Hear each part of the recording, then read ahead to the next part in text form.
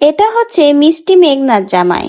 তবে এই মেঘনার জামাইয়ের সাথে আগেই কিন্তু তাদের বিয়ে হয়ে গেছিল, বলতে গেলে খুব ছোটবেলায়। পরবর্তীতে ভুল বোঝাবুঝির জন্য তারা আলাদা হয়ে যায়, কিন্তু শেষমেশ আবারও ভালোবাসার পূর্ণতা পেল।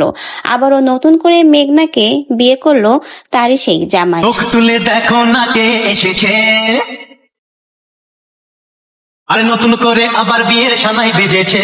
মাশাল্লাহ, অনেক সুন্দর মানিয়েছে দুজনকে। তবে এটা জেনে সবচেয়ে বেশি ভালো লাগলো, এটা হলো মেঘনার আগের স্বামী মানে রাহাতের বাবা।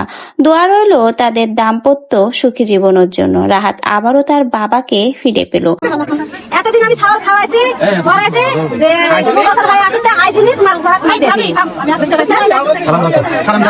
মেঘনার মা মেঘনার সন্তানকে তার বাবার হাতে তুলে দিল। 2 বছর ধরে মেঘনার সন্তানকে দেখে শুনে রেখেছিল মেঘনার মা। শেষমেশ তার বাবার হাতে উপহার হিসেবে তুলে দিল মেঘনার সন্তানকে, এবং সেই মুহূর্তের ভিডিও সবাইকে কিন্তু নাড়িয়ে দিয়েছে, বলতে গেলে সবার হৃদয়কে নাড়িয়ে দিয়েছে।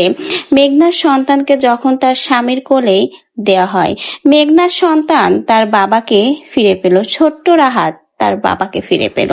আজকে রাহাত তার বাবার কোলে উঠেছে। মায়ের ভালোবাসা, বাবার ভালোবাসা, দুজনের ভালোবাসায় পাবে এখন থেকে রাহাত। বাবা মায়ের ভালোবাসায় আস্তে আস্তে বেড়ে উঠবে রাহাত। রাহাতের ভবিষ্যৎটা হয়তোবা অনেক বেশি সুন্দর হবে।